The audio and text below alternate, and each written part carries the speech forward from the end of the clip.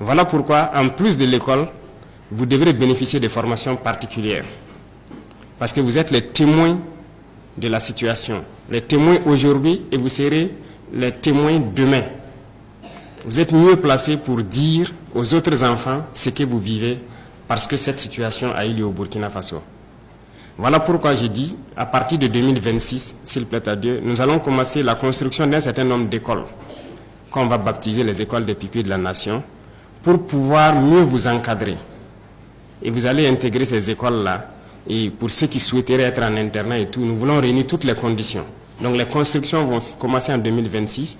Nous ne savons pas si les premiers bâtiments vont finir en 2026, mais l'objectif, c'est de vous regrouper, avec d'autres enfants bien sûr, mais de vous expliquer mieux la situation et comment vous devez vous y prendre pour que cette situation n'arrive plus au Burkina. Nous sommes en train de prendre toutes les mesures pour que vous soyez à l'aise, que vous ayez l'école gratuitement, que vous ayez les soins gratuitement et que vous puissiez vous déplacer gratuitement. Nous avons vu des cas où, après le décès du combattant, il y a des questions d'héritage, il y a des questions d'indemnité qui divisent beaucoup de familles. Il y a des gens qui sont cherchés de leur famille et tout. Vous avez parfaitement raison. Mais nous sommes en train de commencer un programme à travers donc certaines structures de l'État et aussi nous avons invité des partenaires privés aussi à se joindre à nous pour l'urbanisation. Donc il y aura beaucoup de logements sociaux, notamment ce que vous avez pu peut-être voir à la télé, des logements sociaux qu'on va faire un peu en hauteur, des systèmes d'appartements. L'État va s'impliquer pour pouvoir aussi, dans ces appartements-là, vous prendre en compte. Pour que lorsque quelqu'un et sa maman ne sont pas bien accueillis dans une famille donnée, que l'État puisse trouver un appartement et les donner pour qu'ils puissent habiter. Donc, s'il plaît à Dieu, à partir de 2026, les constructions vont commencer petit à petit pour qu'on puisse dégager des logements sociaux aussi pour vous, nos pipis que vous êtes. Bientôt, ce sont les congés et continuez à travailler dur à l'école. Travailler dur, respecter les grands frères, respecter les parents, respecter les instructeurs à l'école qui sont vos parents, qui vous enseignent, qui vous éduquent sur tout ce que vous devez faire et respecter tout le monde dans la vie courante. Ok? Je peux compter sur vous parce que j'ai dit que vous serez des modèles et vous devez être des modèles. Vous devez être des Burkinabés modèles. Et qui dit Burkinabé parle d'hommes intègres. On ne ment pas. On ne vole pas, on ne triche pas, on travaille, on est discipliné. Bref, il y a beaucoup de qualités que vous devez réunir. Et je peux compter sur vous. Je peux compter sur vous. Merci beaucoup et je suis très heureux. Et donc, Inch'Allah, on se retrouve la prochaine fois pour échanger de beaucoup d'autres sujets que vous voulez. Que Dieu vous bénisse et que Dieu protège notre chère patrie. La patrie ou la mort. La patrie ou la mort. La patrie ou la mort. Voilà, et on va vaincre toujours et toujours. Alors, camarades peu d'Afrique, ça c'est, je crois c'est avant-hier où le président du Faso a reçu les pupilles de la nation, entendez par là les enfants des soldats tombés au front. Vous avez entendu ce qu'il leur a promis et ce qu'il a mis en chemin comme projet pour eux. Ce qui va démarrer comme projet pour eux en 2026. Déjà, ils sont dans des conditions déjà privilégiées.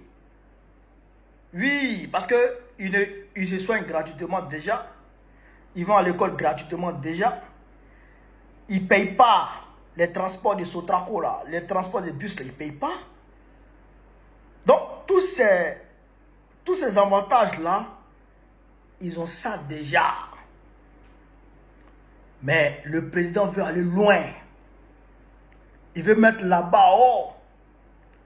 Il veut construire des écoles pour eux. Les mettre dans d'autres conditions confortables. Quand il y a cette vidéo-là, ça m'a touché. Ça m'a beaucoup touché. Dieu lui-même, dans le Coran, il appelle les gens à prendre en charge les orphelins et les pauvres. Je ne sais pas combien de fois Dieu a cité les orphelins dans le Coran. Yatim, yatim. Je ne sais pas combien de fois. Mais le capitaine, il les a pris aujourd'hui, vous savez, comme ses propres enfants. Comme ses propres enfants. Il est en train de faire ce que Dieu a demandé de faire. Il est en train de dire à ses camarades qui sont tombés sur le champ d'honneur qu'ils ne sont pas tombés en vain. Et qu'ils ont laissé derrière eux ici des camarades qui sont à mesure de prendre soin de leur progéniture, de leurs enfants. Frère, ça c'est fort. Souvent quand les gens veulent sortir, même quand on appelle les gens à aller manifester, ils disent, ah, mes enfants sont là. Mes enfants sont là. Qui va s'occuper de mes enfants? Qui va faire ceci de mes enfants? Parce qu'on sait que quand on va, quand on meurt, on ne sait pas ce qui est devant nous, mais ce qui est derrière nous, ce qu'on laisse derrière nous là. Ah, on sait. On meurt inquiet. Pour moi, je ne suis pas mort. Mais moi qui ai laissé mon enfant en France pour venir ici là, j'en sais quelque chose. J'en sais quelque chose. Vraiment, ceux qui n'aiment pas ce monsieur, je ne sais pas comment ils se débrouillent à avoir de l'aversion pour ce monsieur. Je ne sais pas comment ils se débrouillent à détester ce monsieur. Mais quand même, eux là, même Satan même va les respecter. Parce que je ne sais pas comment tu peux ne pas aimer quelqu'un qui s'occupe des orphelins. Oh, il y a beaucoup de présidents qui sont passés. Oh, je dirais il y a quelques présidents qui sont passés. Mais ils n'ont pas fait ça. Et le capitaine, rien ne l'obligeait à faire ça. À part sa conscience. À part sa conscience. Et puis l'engagement qu'il a pris vis-à-vis de ses camarades. Il y a beaucoup qui prennent ses mains et puis qui vont à gauche. Mais il faut respecter ce monsieur. C'est pourquoi tous ceux qui vont se lever contre ce monsieur, ce n'est pas contre lui vous levez, c'est contre Dieu que vous vous levez. Et Dieu va s'occuper de vous. Tous ceux qui vont se lever contre ce monsieur verront la honte de leur vie. C'est pourquoi Macron est en train de subir les pires humiliations. C'est pourquoi Draman est en train de subir les pires humiliations. Et ça ne fait que commencer. Il s'en prend crédit sur les Arabes, 11 milliards. Côte d'Ivoire. Côte d'Ivoire, premier pays producteur de cacao. Aujourd'hui, le cacao n'est pas acheté. Ils vont donner reçu aux planteurs. Ils prennent le cacao, ils vont peser les cacao des gens. Peut-être de 20 tonnes. Ils prennent le cacao, ils vont avec ça à Abidjan, au port. C'est une semaine après, ils vont venir donner peut-être la moitié ou le quart, ou bien ils donnent le 1. C'est-à-dire qu'ils donnent un peu seulement. Et puis ils repartent, et puis ils payent ton argent en monnaie de singe. Aujourd'hui, ils refusent de payer les bourses des étudiants. Les bourses des étudiants ne sont pas payées. Parce qu'il n'y a plus d'argent. Il n'y a plus d'argent. Bientôt, les enseignants vont rentrer en grève. Bientôt, ils vont commencer à casser les maisons des gens. Et tout ça, on ne va pas l'accepter. Pendant ce temps, nous, on est engagés dans le combat contre le 4e mandat. Bientôt, des manifestations vont s'annoncer. Il connaîtra la pire humiliation de sa vie. Et Macron connaîtra la pire humiliation de sa vie. Poutine a parlé hier.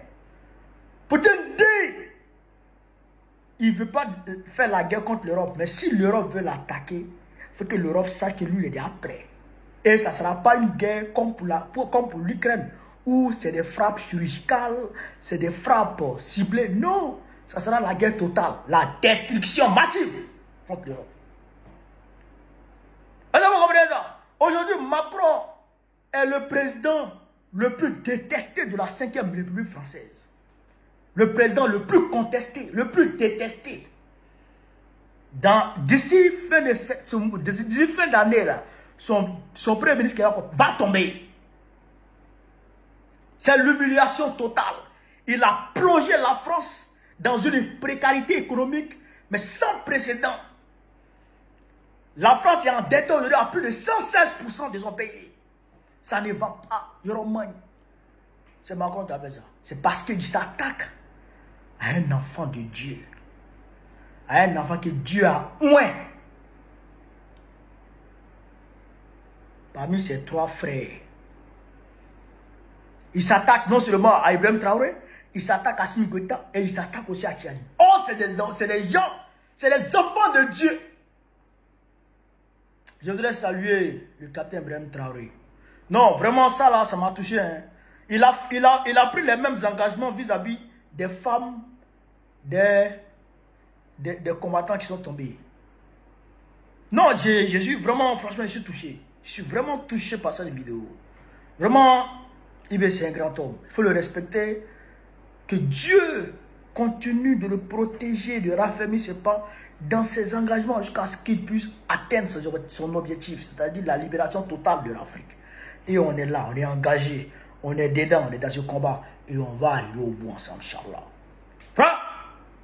Parce que je vous dis, sur ce, vive l'Afrique libre, vive le panafricanisme, vive tous les présidents panafricains, vive le capitaine Ibrahim Traoré, vive le général Assimi Goïta, vive le général Abdelrahmane Tchiani. Babo président de Côte d'Ivoire très prochainement, Inch'Allah. On est ensemble les gars, merci.